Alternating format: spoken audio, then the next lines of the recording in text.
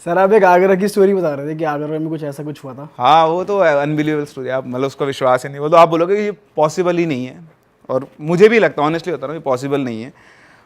पर जिससे मैंने सुनी थी वो मतलब बहुत बढ़िया, ऐसा बोलते हैं ना उसको, रिलायबल सोर्स, मतलब वो आदमी जो फालतू बकवास नहीं करता, बिल्कुल सीरियस आदमी अपने काम को लेकर, उन्होंने मैं सुनाई थी। तो मैं जब हम लोग साथ में पढ़ाते थे, 2013 की बात है, कोटा में एक इंस्टीट्यूट के अंदर, तो हम दोनों ऐसे बैठे, जब उनसे बात करा था, मैंने बताया यार सर मेरे को एक मतलब उस टाइम पे मैं क्लास में बच्चों को एंटरटेन के लिए छोटी मोटी स्टोरी सुनाई देता था। तो उन्होंने कहा सर ऐसे मैंने स्टोरी सुनाई, तो मैं तेरे को बहुत बड़ी स्टोरी सुनाता हूँ, ये सुनाना तू। तो मैंने बताओ, तो उन्होंने बताया कि ये मतलब इनका एक फ्रेंड था और उसके फ्रेंड के साथ जो रियल जिसके साथ हुई थी, तो उन्होंने बताया कि ये मेरे दोस्त, उसका दोस्त था, तो ये क्या है ना वहाँ गया हुआ था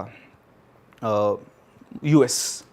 तो यूएस में वो एक कैफ़े में बैठा हुआ था, तो क्या बैठा था, उसके सामने वाले टेबल पे एक बंदा आके बैठा, उस बंदे के गले में करीबन 10 से 12 ताबीज़, हाथों में बहुत सारे ताबीज़ बंधे हुए उसके। आप इंडिया में ऐसा बंदा देख लो नॉर्मल है, और अब यूएस में अगर आप सामने से बंदा है तो आप क्या करोगे? क्यूरियस आप तो करोगे होंगे तो थोड़ा। अगर ये हाँ। अमेरिका में ऐसा आदमी घूम रहा है बताओ।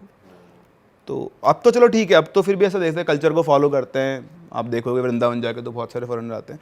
बड़ी बात है कोई 2005-06 के आसपास, उस टाइम पे तो इतना वो भी नहीं था, ग्लोबलाइजेशन जिसको हम बोलते हैं, तो इंडियन था वो भी। तो उसने बैठ गया वहाँ के, उसको देखे जाए बार बार, अच्छा ये बंदा जो राइटर था ये, तो उसने उससे पूछा, मतलब बहुत देर हो गई, फिर उठा और जाके बोला, बोले एक्सक्यूज़ मी, तो बोलता yes I want to ask something, तो बोलता यस, तो बोलता आर यू इंडियन, बोलता मैं हिंदी में बात करूँ, बोला हाँ ठीक है।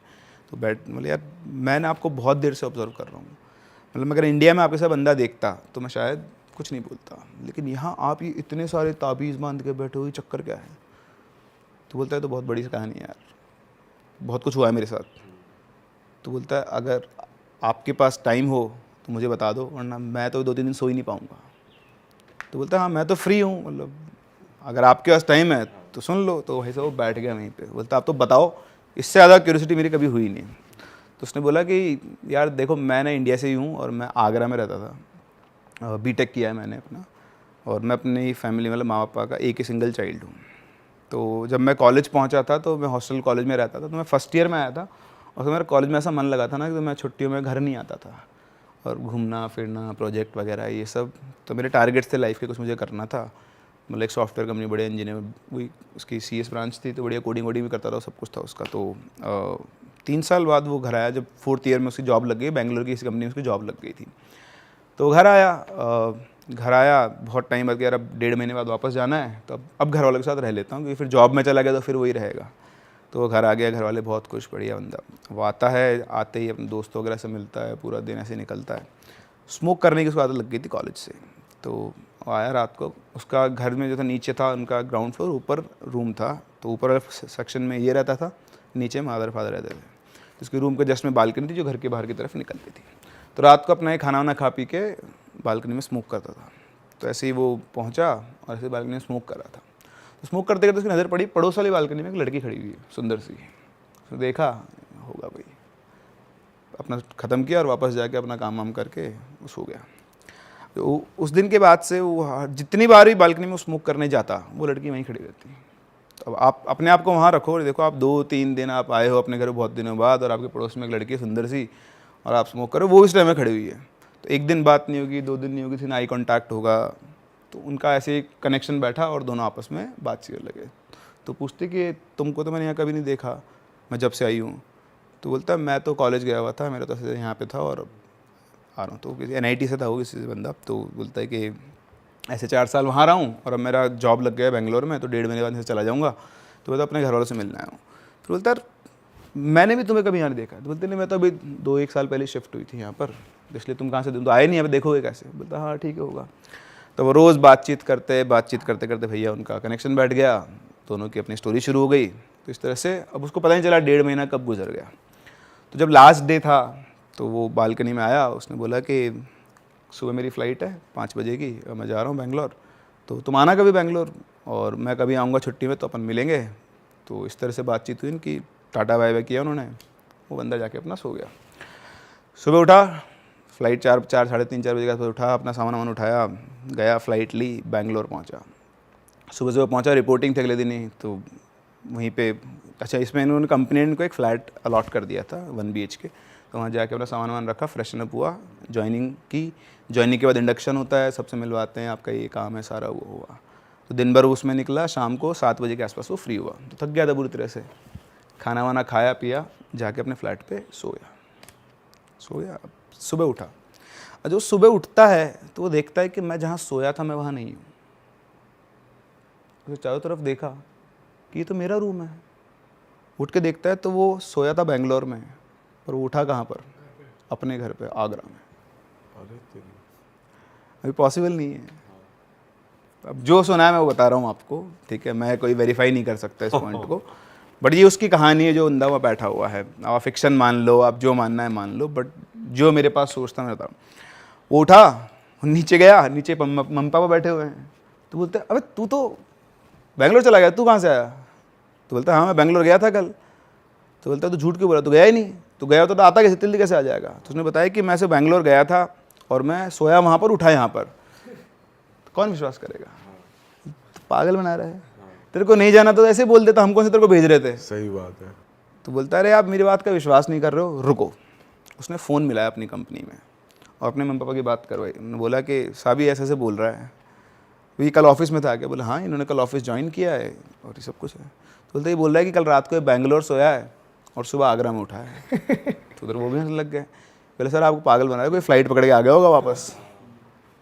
तो बोलते हमको भी ये लग रहा है, चलो ठीक है हम इसको वापस भेजते हैं। तो वो बंदा किसको समझा, आप कैसे एक्सप्लेन करो? अगर आपके साथ बाई चांस ऐसा हो जाए, मान लो हंसी आएगी ऐसी जैसे हंसी आ रही है अभी। तो उसने ठीक है, उसने फिर अपने HR से बात की कि सर मेरे को एक दिन का आज छुट्टी का टाइम दो, मैं आज पहुंचूंगा वापस। अगले दिन फिर पहुंचा, फिर वही ऑफिस गया, ऑफिस किया, रात को खाना वाना खाया, सो गया, और सोते अगले दिन वापस से कहाँ उठा, वापस से अपने रूम में आगरा। और ये क्या हो रहा है? लैग हो गया, लाइफ में लैग हो रहा है कुछ अलग से ही। और आदमी फिजिकली ट्रांसपोर्ट हो रहा है यार, कॉन्शियसनेस चली जाती, चलो अलग उठा बात के है। गिर रहा हो जैसे कोई। आप सोचो ना कितनी बढ़िया फ्लाइट है। बिना पैसे बिना पैसे के, बिना कुछ, लेटे लेटे पहुंच जाए। कहीं भी घूम लो, अपने आप घर पहुंच जाओगे अगले दिन। तो उसने बोला, वापस उठा और बोले फिर नीचे गया। मम्मी पापा बोले अब किसको क्या एक्सप्लेनेशन दे? तो बोले कल चल क्या रहा है तू जाता कहाँ है? रात सुबह जाता है, शाम को वापस जाता है, कहाँ गायब हो रहा है तू? तो बोलता है अरे मैं फिर गया हूँ, मैंने ज्वाइन किया है, वापस से सब कुछ किया है। तो बोलते तो पॉसिबल ही नहीं बेटा, तो क्यों हमको पागल बना रहा है? कुछ चल रहा है तेरे दिमाग में, कुछ है तो बता दे। तो बोलता है मैं क्या चलेगा मेरे दिमाग में, उसका तो दिमाग ही ख़राब हो गया था। अब उसने फ़ोन किया HR को। HR से बोलता है सर मेरे को आज की छुट्टी चाहिए। अब 2 दिन पहले आपने ऑफिस ज्वाइन किया और आज छुट्टी चाहिए। बोलता है क्यों? बोले सर मैं ऐसे कल सोया था सो वहाँ। आ रहा हूँ, उठ रहे आ रहा हूँ। तो बोलता है मैंने ज़िंदगी में बहुत बहाने देखे, मैं तेरे सा बहाना कभी नहीं देखा मैंने। तो बोलता है ये कौन सा बहाना होता है? तू बीमार हो जाए, तेरे को कुछ हो जाए तो वो बहाना होता है। तो बोलता है कि नहीं। बोले सर एक मौका और दे दो, मैं वापस आ रहा हूँ। अच्छा, उसको ये समझ में आ गया था कि वो सोएगा तो वो वापस आ जाएगा। उसने बोला कि अब मैं वहाँ जाके सोऊंगा ही नहीं। जॉब पे गया, जॉब तो करनी पड़ेगी, काम वाम किया, रात को आके बैठ गया, रेड बुल कॉफ़ी वॉफ़ी सब खरीद के अपना, सोऊंगा नहीं। वो भाई साहब बंदा पूरी रात नहीं सोया तो वहीं था, कहीं नहीं गया, वो बेंगलोर में था। तो ये तो समझ में आ गया कि मैं अगर सोऊंगा नहीं तो मैं यहीं रहूँगा। तो लेकिन कब तक नहीं सोओगे आप? कहाँ नहीं सोओगे? ऑफिस में तो सो नहीं सकते, सॉफ्टवेयर कंपनी है, दिन भर आपका काम चलता रहेगा। वो ऑफिस पहुंचा बिल्कुल मरी हुई हालत में और दिन भर का सोया नहीं, कोशिश कर रहा काम करने की, काम हो नहीं रहा। फिर शाम को घर आया ये सोच के कि नहीं सोऊंगा, बट कब तक जाग लेगा आदमी? बैठे बैठे पता नहीं कब उसकी आंख लग गई। फिर वापस से कहाँ पे उठा? आगरा। अरे भाई, अब सबका दिमाग ये तो टेलीपोर्ट हो रहा है। टेलीपोर्ट हो रहा है, इंसान टेलीपोर्ट हो रहा है। अब मुझे नहीं पता है, मैं फिक्शन मान लेते हैं अपन तो, बट इंटरेस्टिंग बहुत है। मतलब अगर ऐसा हो जाए वाकई में तो अब शुरू हुआ खेल, किसको दिखाया जाए? तो भैया लोगों ने खूब सब कुछ कर लिए, तांत्रिक वांत्रिक बाबा वगैरह सब। अच्छा, इधर से एक पंडित जी आए, उनसे बात की तो उन्होंने बोला कि ये जहाँ रह रहे हैं ना वहाँ दिक्कत है, इसका शहर चेंज करवाओ। तो बंदे ने HR से बात की, बोले सर मेरी आपसे रिक्वेस्ट है, मेरा सेंटर चेंज, मतलब ये ब्रांच चेंज कर दो। तो उन्होंने वहाँ से पुणे शिफ्ट कर दिया उसको। लेकिन वो पुणे जाए, सोए, उठेगा कहाँ? वो आगरा।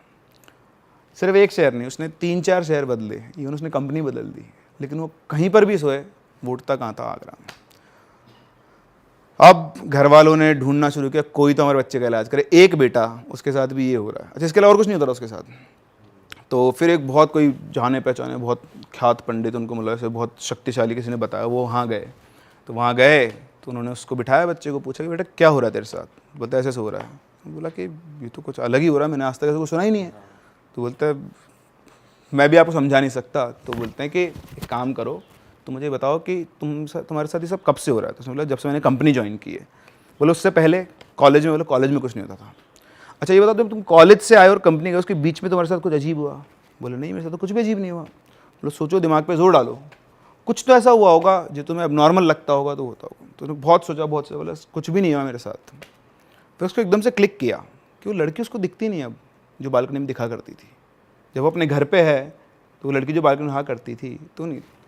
तो उसने बोला, उसके माँ बाप साथ में बैठे हुए थे, बोले पंडित जी एक बात है, मैं जब आया था ना तो मेरे को पड़ोस में एक लड़की दिखा करती थी, लड़की मुझे दिखती नहीं है। तो उनको क्लू मिल गया पॉइंट। इधर माँ बाप बोलते हैं कौन सी लड़की? तो बोलते अपने पड़ोस वाले घर में ऊपर बालकनी में है। बोलते वो घर तो खाली है। बोलता क्या बात कर रहे हो, मैं तो रोज़ बात करता। बोले वो घर तो 2 साल से खाली है, तो कौन सी लड़की दिख गई वहाँ पे?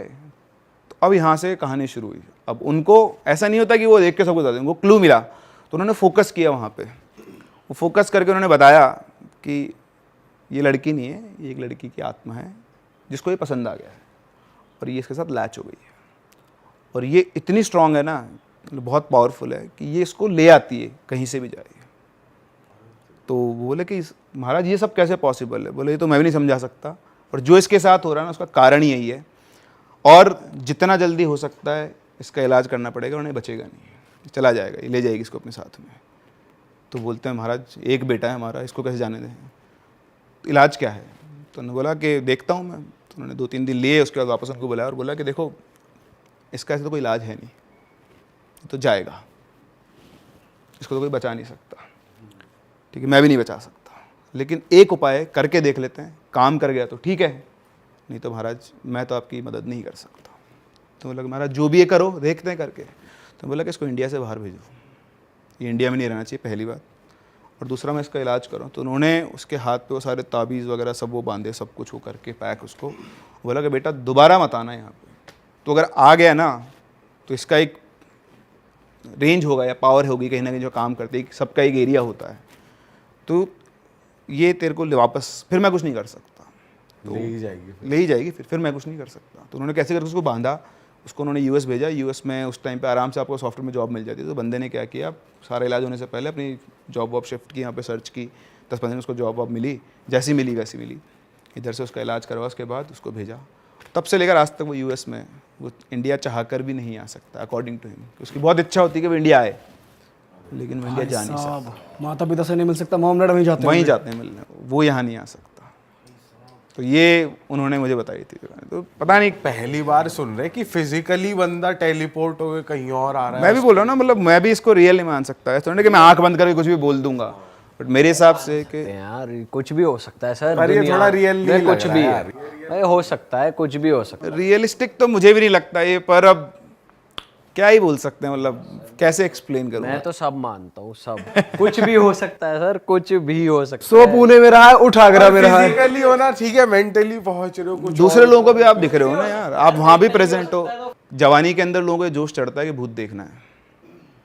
कई व्लॉगर्स के मेरे पास स्टोरीज आई हुई है जिन्होंने गए थे, दर्शन हुए उनको, उसके बाद उन्होंने छोड़ दिया सब। कई लोगों को पहली बार में दर्शन हो जाते हैं। सो आपके साथ कुछ होगा दिखेगा नहीं, लेकिन आपके साथ नेगेटिव एंटिटी लैच हो सकती है, आपकी लाइफ को स्पॉइल कर सकती है, आपके अंदर नेगेटिविटी भर सकती है। इसलिए ज़िंदगी में और बहुत सारे एडवेंचर है, बंजी जंपिंग कर लो, राफ्टिंग कर इन लो, चीजों के पीछे मत ये भागो यार। एडवेंचर कर लो। मंदिरों में चले जाओ, इससे बेटर है, बहुत अच्छी एनर्जी फील होगी, जिंदगी में भी आगे बढ़ोगे। अगर भूतों को एक्सपीरियंस करना है, जानना है, सुनना है, तो हमारे पॉडकास्ट सुन लो, कहीं जाओ मत, इतना ही बहुत है, इतना ही बहुत आपके है। लिए।